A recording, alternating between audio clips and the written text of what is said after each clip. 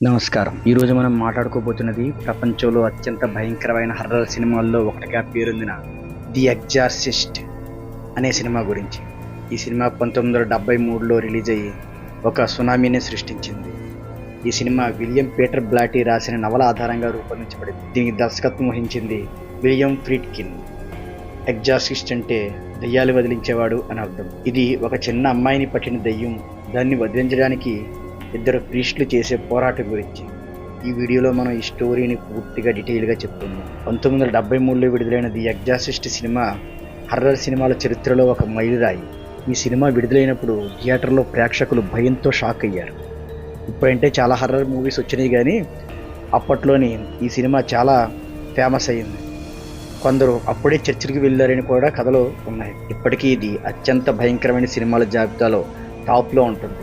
ఈ సినిమా కేవలం హర్రర్ మాత్రమే కాదు, విశ్వాసం, త్యాగం, సైన్స్, అలాగే ఆధ్యాత్మికం గురించి కూడా చెబుతుంది. సినిమా ఉత్తర ఇరాక్లోని ఒక పురావస్తు తవ్వకంతో మొదలవుతుంది.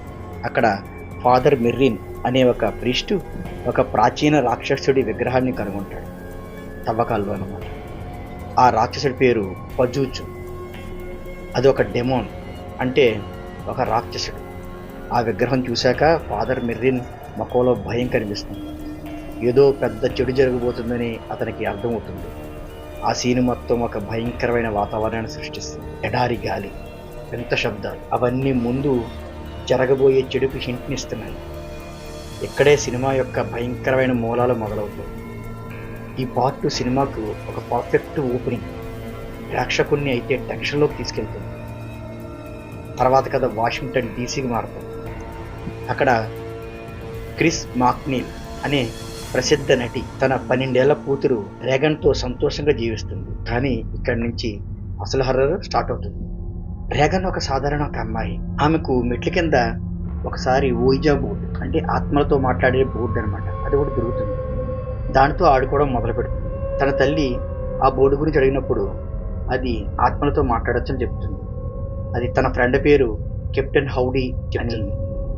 అయితే అలా ఆడిన దగ్గర నుంచి ఆమెలో వింత మార్పులు వస్తాయి. మొదట చిన్న చిన్నగా మొదలవుతాయి, తర్వాత గదిలో విచిత్రమైన శబ్దాలు మొదలవుతుంటాయి. అలా కొన్ని రోజులకి ఆమెలో మార్పు రావడం మొదలవుతుంది. మంచం ఊగిపోవడం మొదలవుతుంది. రేగన్ వాయిస్ కూడా పూర్తిగా మారిపోతుంది. ముఖం ఒక వికృతంగా మారిపోతుంది. ఒక మగానిలాగా మాట్లాడటం మొదలవుతుంది. అంటే రేగన్లోకి ఆ డెమన్ పూర్తిగా ప్రవేశిస్తాడు. ఆమె అసభ్యంగా మాట్లాడడం కూడా మొదలవుతుంది. ఒక ఆడపిల్లలాగా మాట్లాడడం. తర్వాత అసాధారణమైన శక్తిని చూపిస్తుంది. గాల్లో తేలడం, వస్తువుల్ని ఎగరవేయడం, తన తల్లి మీదకి విలువని తోసేయడం, ఇలాంటివన్నీ చేస్తుంది. రేగన్ శరీరం తిరగడం, ఈ సీన్ చూస్తే మీకు చాలా భయం వేస్తుంది. తల్లి క్రిస్ మొదట ఇది ఏదో ఒక మానసిక వ్యాధి అనుకుంటుంది, కానీ ఇది సాధారణం కాదు. ఈ పార్ట్ సినిమాకి హైలైట్. ప్రేక్షకుడిని ఎమోషనల్గా కనెక్ట్ చేస్తుంది. రేగన్ అమాయకత్వం నుంచి భయంకరమైన మార్పు చూడటం షాక్. అయితే క్రిస్ తన కూతురిని ఎంతోమంది డాక్టర్లకి చూపిస్తుంది. ఎన్నో భయంకరమైన వైద్య పరీక్షలు చేయిస్తారు, బ్రెయిన్ స్కాన్, ఇంజెక్షన్లు, ఎంఆర్ఐ వంటివి. కానీ డాక్టర్లకు ఏమీ అర్థం కాదు, ఏ సమస్య కనిపించదు. ఇక్కడ సినిమా ఒక ముఖ్యమైన మెసేజ్ ఇస్తుంది. సైన్స్కి అందని విషయాలు కూడా ఉంటాయి అని. చివరికి డాక్టర్లు ఆశ్చర్యపోయి ఇది సైన్స్కు అతీతమైనది అని. ఒకసారి ఎగ్జార్సిజం, అంటే దెయ్యాల్ని వదిలించే ప్రక్రియ కూడా ప్రయత్నించమని సలహా ఇస్తారు. ఈ సీన్స్ మొత్తం రియలిస్టిక్గా ఉంటాయి, ప్రేక్షకుడిని ఆలోచింపజేసే విధంగా ఉంటాయి. అయితే క్రిస్ సహాయం కోసం చర్చిని సంప్రదిస్తాడు. అక్కడ ఫాదర్ కర్రాస్ని కలుస్తుంది. ఇతను ఒక ప్రీస్ట్ మాత్రమే కాదు, సైకియాట్రిస్ట్ కూడా. ఫాదర్ కర్రాస్ మొదట దెయ్యం ఉందని నమ్మడం, కానీ దెయ్యాల మీద నమ్మకం ఉండదు. అయితే ఇది ఒక మానసిక సమస్య అనుకుంటాడు. కానీ రేగన్ గదిలోకి వెళ్ళి చూసినప్పుడు రేగన్ లాటిన్ భాషలో మాట్లాడుతుంది. అప్పటి వరకు ఆమె లాటిన్ భాషే తెలియదు, కానీ ఆమె ఎలా మాట్లాడుతుంది. అలాగే కర్రాస్ తల్లి చనిపోయిన విషయాల గురించి కూడా రేగన్ మాట్లాడుతుంది. అసలు తన తల్లి గురించి రేగన్కి తెలియనే తెలియదు. తన తల్లి చనిపోయిన విషయం కూడా చెప్తుంది. సరిగ్గా చూస్తే రేగన్ శరీరంపై హెల్ప్ మీ అనే అక్షరాలు కనిపిస్తాయి.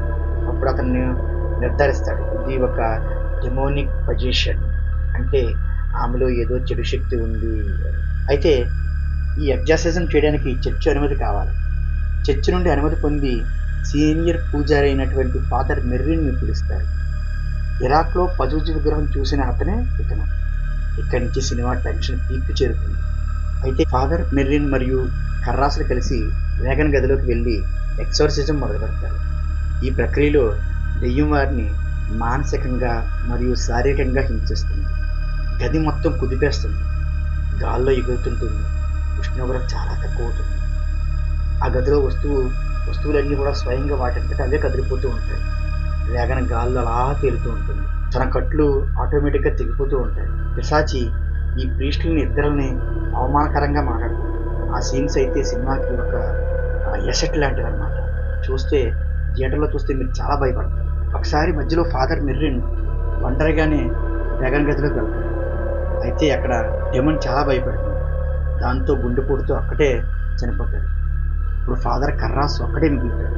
డెమోన్ అతన్ని మానసికంగా ఓడించడానికి ప్రయత్నిస్తాడు. చివరికి కర్రాస్ ఒక పెద్ద త్యాగం చేస్తాడు. కమ్ ఇన్ టు మీ అని చెప్తాడు. అంటే ఆ దెయ్యాన్ని తనలోకి వచ్చేయమని చెప్తాడు. కొంతసేపు అయిన తర్వాత ఆ డెమోన్ డ్రాగన్ నుంచి బయటకు వచ్చి ఫాదర్ కర్రాస్లోకి ప్రవేశిస్తుంది. అప్పుడు కర్రాస్ వెంటనే కిటికీలోంచి మెట్ల మీదకి కిందకు దూకేస్తాడు. అయితే అలా చేసినప్పుడు అతను చనిపోతాడు. డెమోన్ కూడా నశిస్తుంది. డ్రాగన్ మామూలు స్థితికి వచ్చేస్తుంది. కానీ తనకి జరిగిందేమి గుర్తుండదు. ఈ సినిమా యొక్క అసలు అర్థం విశ్వాసం, అనుమానం. అయితే కర్రాసు విశ్వాసం కోల్పోయినవాడు. ఫస్ట్ దేవుని మీద సరిగా కూడా విశ్వాసం ఉండదు. చివరికి తన ప్రాణం ఇచ్చి నిరూపిస్తాడు. అలాగే సైన్స్ వర్సెస్ ఆధ్యాత్మికం కూడా. డాక్టర్లు ఎంతో ప్రయత్నించి విఫలమవుతారు సైన్స్ పరంగా. అయితే ఆధ్యాత్మికం అంటే చర్చి పరంగా గెలుస్తుంది. తల్లి ప్రేమ క్రీస్తు తన కూతురు కోసం ఏదైనా చేస్తుంది. అది కూడా తల్లి ప్రేమ కూడా ఈ సినిమాకి మంచి అసెట్. అయితే ఆఖరికి చెడు మీద మంచి అనేది గెలుస్తుందని చెప్పి చూపించాడు. ఈ సినిమాకి 10 అకాడమీ అవార్డులు నామినేట్ అయింది, 2 గెలుచుకుంది. అందులో best sound, best adapted screenplay. Horror సినిమాలపై దీని ప్రభావం అపారంగా ఉంటుంది. ఇలాంటి హర్రర్ మూవీస్ గురించి మా ఛానల్ను సబ్స్క్రైబ్ చేయండి, లైక్ చేసి షేర్ చేయండి.